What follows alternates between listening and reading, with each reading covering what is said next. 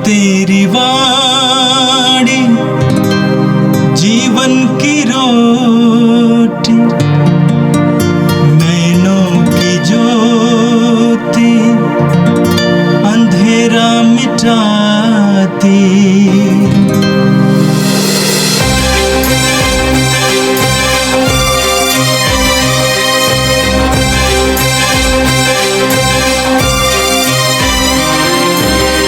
प्रभु तेरी वाणी जीवन की रोटी, नैनों की ज्योति अंधेरा मिटाती।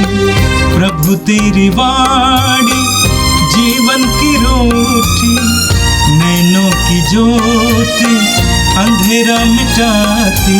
वाणी वाणी वाणी वाणी वाणी पवित्र है, शाश्वत है, जीवन का मन्ना है। 13 दिसंबर सोमवार। पहला पाठ गणना ग्रंथ अध्याय 24 पद संज्ञाएँ 2 से 7 और 15 से 17 तक। याकूब के वंश में एक तारे का उदय होगा। बिलाम ने अपनी आँखें ऊपर उठाई और इस्राएलियों को देखा, जो अपने अपने वंश के अनुसार शिविर डाल चुके थे। ईश्वर का आत्मा उस पर उतरा और वह अपना यह काव्य सुनाने लगा। यह बाओर के पुत्र बिलाम की भविष्यवाणी है। यह उस मनुष्य की भविष्यवाणी है जो रहस्य देखता है। यह उसकी भविष्यवाणी है जो ईश्वर के वचन सुनता और आत्मा से आविष्ट होकर सर्वशक्तिमान के दर्शन करता है। हे याकूब, तुम्हारे तंबू कितने सुंदर है। हे इस्राएल, तुम्हारे निवास कितने रमणीय है। वे घाटियों की तरह फैले हुए हैं, नदी के किनारे उद्यानों की तरह, ईश्वर के द्वारा लगाए अगरु वृक्षों की तरह, जलस्रोत के निकट के देवदारों की तरह, जलस्रोत के निकट के देवदारों की तरह। इस्राएलियों के पात्र जल से भरे रहेंगे। उनके बोए हुए खेतों की भरपूर सिंचाई होगी। उनका राजा अगाग से भी महान होगा और उसका राजाधिकार बढ़ाया जाएगा।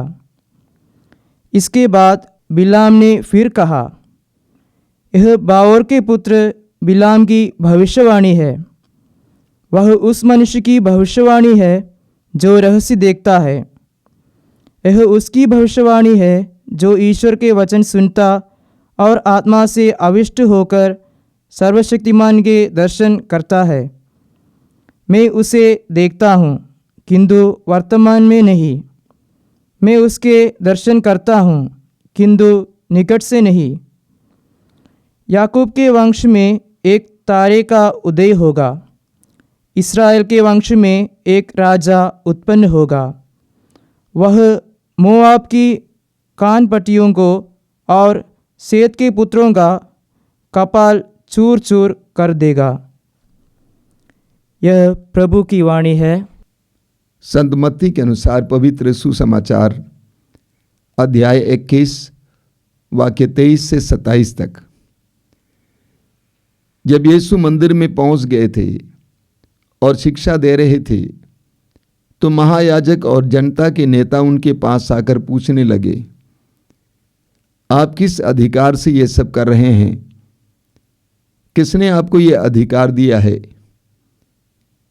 यीशु ने उन्हें उत्तर दिया, मैं भी आप लोगों से एक प्रश्न पूछना चाहता हूं। यदि आप मुझे इसका उत्तर देंगे तो मैं भी आपको बता दूंगा कि मैं किस अधिकार से यह सब कर रहा हूं। यूहन्ना का बपतिस्मा कहाँ का था? स्वर्ग का अथवा मनुष्यों का? वे ये कहकर आपस में परामर्श करने लगे। यदि हम कहें स्वर्ग का, तो वह हमसे कहेंगे, तब आप लोगों ने उस पर विश्वास क्यों नहीं किया? यदि हम कहें मनुष्यों का, तो जनता से डर है, क्योंकि सब यूहन्ना को नबी मानते हैं। इसलिए उन्होंने यीशु को उत्तर दिया, हम नहीं जानते। इस पर यीशु ने उनसे कहा, तब मैं भी आप लोगों को नहीं बताऊंगा कि मैं किस अधिकार से यह सब कर रहा हूं। यह प्रभु का दिव्य सुसमाचार है। ख्रिस्त प्रभु की जय। मेरे प्रिय भाई और बहनों, हम प्रभु को धन्यवाद दें आज के सुंदर दिन के लिए, जीवन के वरदान के लिए। प्रतिदिन हमें प्रभु के पवित्र वचनों पर मनन चिंतन करने का सुनहरा अवसर मिलता है और मैं प्रभु को धन्यवाद देता हूं कि आप बड़ी चाव से इस कार्य में लगते हैं। प्रभु आप सबको आशीष दें। इन दिनों हम आगमन काल में हैं और इन दिनों हमें प्रभु यीशु के आगमन से संबंधित पाठ सुनने को मिलते हैं। आज का पहला पाठ गणना ग्रंथ से लिया गया था। इस्राएली जनता मूसा के नेतृत्व में मिस्र देश की गुलामी से बचकर मरु प्रदेश को पार करके अब मोआब देश पहुंच गए हैं। इस्राएली जनता की संख्या बहुत बड़ी थी, वे दसों हजारों में थी, 5-6 लाख थी वचन के अनुसार। इतनी बड़ी जनता को अपने देश में पाकर मोआब का राजा घबरा गया और राजा ने सोचा कि ये हमारा विनाश करेंगे और ये हमें नष्ट करेंगे, हमें हराएंगे। इसीलिए राजा ने बिलाम नामक एक नबी को बुलवाया ताकि वो आकर इस जनता को अभिशाप दें, क्योंकि राजा विश्वास करता था बिलाम जिसको अभिशाप देता है उसे वो अभिशप्त है और जिसको आशीर्वाद देता है वो आशीर्वादित है। बिलाम आया जरूर, लेकिन प्रभु ने बिलाम से कहा था कि तुम इस जनता के विरुद्ध कोई भी बात नहीं कहेगा, इनको तू अभिशाप नहीं देगा, क्योंकि यह जनता ईश्वर की जनता है, ईश्वर के द्वारा आशीर्वादित जनता है। बिलाम ने राजा से कहा कि मैं इस जनता को अभिशाप नहीं दे सकता हूं। आज के पाठ में हम देखेंगे कि एक भविष्यवक्ता कौन है या एक नबी कौन है, नबी का क्या गुण है। बिलाम के जरिए हमें वचन मिलता है, यह उस मनुष्य की भविष्यवाणी है जो रहस्य देखता है। एक नबी वो है जो रहस्य देखता है। यह उसकी भविष्यवाणी जो ईश्वर के वचन सुनता और आत्मा से आविष्ट होकर सर्वशक्तिमान के दर्शन करता है। आगे हम पढ़ेंगे, वचन में लिखा हुआ है, वह उस मनुष्य की भविष्यवाणी जो रहस्य देखता है, यह उसकी भविष्यवाणी जो ईश्वर के वचन सुनता और आत्मा से आविष्ट होकर सर्वशक्तिमान के दर्शन करता है। एक नबी वो है जो पवित्र आत्मा से आविष्ट होकर ईश्वर की वाणी को सुनता है और ईश्वर के दर्शन करता है। वह ईश्वर का नबी है, चुना हुआ व्यक्ति है, भविष्यवाणी करने वाला है। आगे बिलाम भविष्यवाणी करते हैं। क्या भविष्यवाणी करते हैं? वो कहते हैं कि मैं उसे देखता हूं किंतु वर्तमान में नहीं, मैं उसके दर्शन करता हूं किंतु निकट से नहीं। याकूब के वंश में एक तारे का उदय होगा। प्रभु यीशु के आगमन से वर्षों पहले की ये भविष्यवाणी है। याकूब के वंश में एक तारे का उदय होगा, इस्राएल के वंश में एक राजा उत्पन्न होगा। प्रभु यीशु के आगमन से कई वर्षों पहले ये भविष्यवाणी की गई थी बिलाम के द्वारा। उस तारे के बारे में, उस अनश्वर तारे के बारे में, यीशु के बारे में, उस महान राजा के बारे में। प्रभु यीशु का इस संसार में आना अचानक नहीं हुआ। प्रभु यीशु के बारे में भविष्यवाणियां हुई थी। मानव इतिहास में शायद एकमात्र व्यक्ति है जिनके जन्म से पहले ही कई भविष्यवाणियां उनके बारे में की गई थी, वो यीशु मसीह हैं। और आज के सुसमाचार में हमने देखा कि प्रभु यीशु के अधिकार के बारे में मंदिर के महायाजक और जनता के नेता उनसे पूछते हैं। प्रभु यीशु यरूशलेम मंदिर जाया करते थे, हम जानते हैं। और प्रभु यीशु यरूशलेम मंदिर जाया करते थे, वहां पर लोगों को शिक्षा देते थे।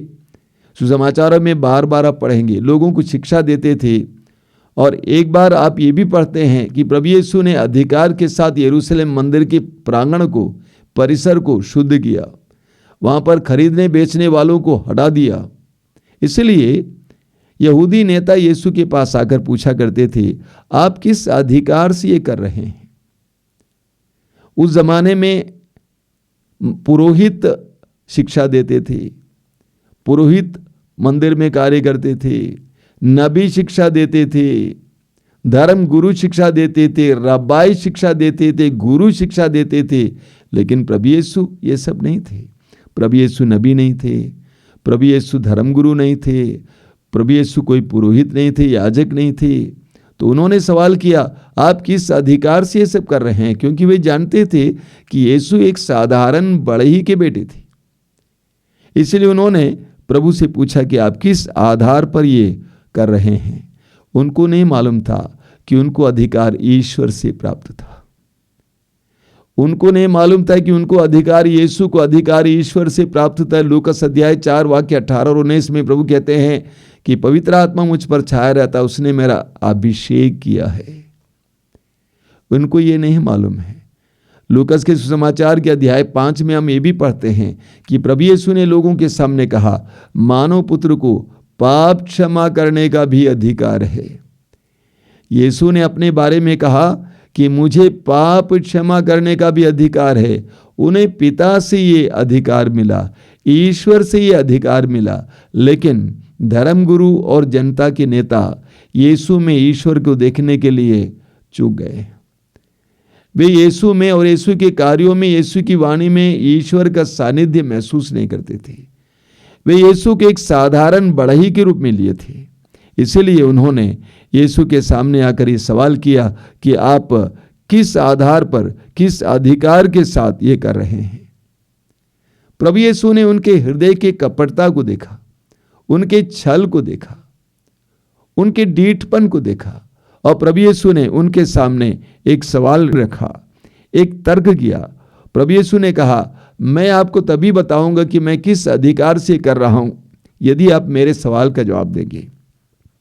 प्रभु यीशु ने उनसे पूछा, यूहन्ना का बपतिस्मा कहाँ का था, स्वर्ग का या अथवा मनुष्यों का? वे फंस गए। उन्होंने आपस में कहा कि अगर हम कहते हैं कि वो स्वर्ग से, तो यीशु पूछते कि आपने उनको क्यों स्वीकार नहीं किया, ग्रहण नहीं किया? अगर हम कहते हैं कि मनुष्यों से, इस संसार से, तो वे जनता से डरते थे क्योंकि लोग यूहन्ना बपतिस्ता को महान समझते थे। प्रभु यीशु ने स्वयं कहा कि नारियों से जन्म लेने वालों में सबसे महान यूहन्ना बपतिस्ता हैं।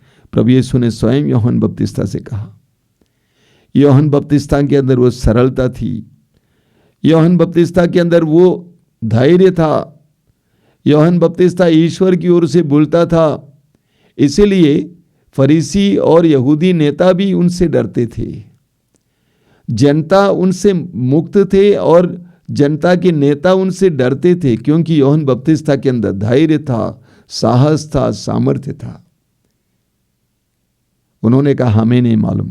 प्रभु ने कहा, मैं भी तुम्हें नहीं बताऊंगा कि मैं किस अधिकार से बोल रहा हूं। प्रभु यीशु के बारे में सुसमाचारों में हम पढ़ते हैं कि प्रभु यीशु ने ईश्वर के राज्य का प्रचार किया, घोषणा की।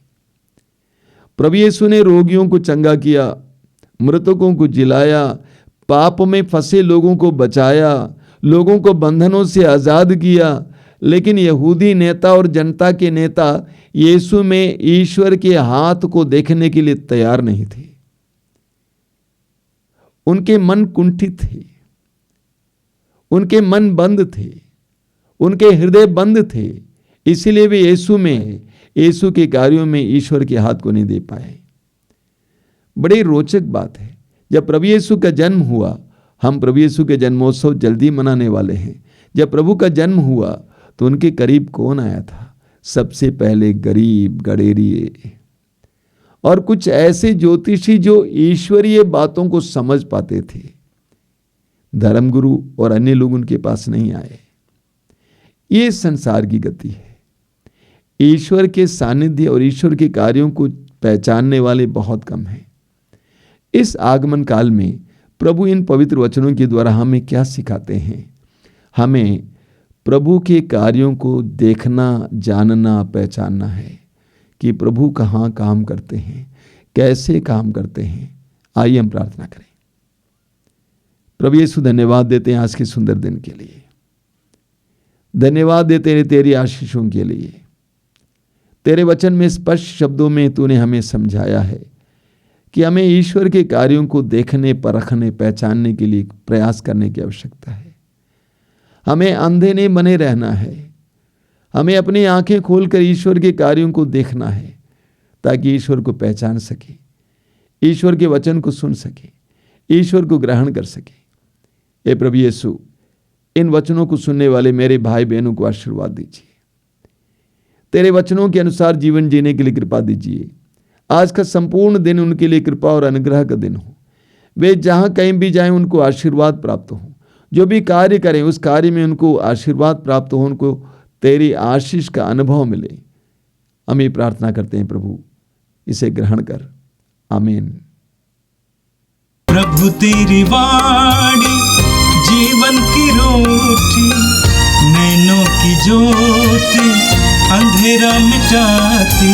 वाणी वाणी वाणी वाणी वाणी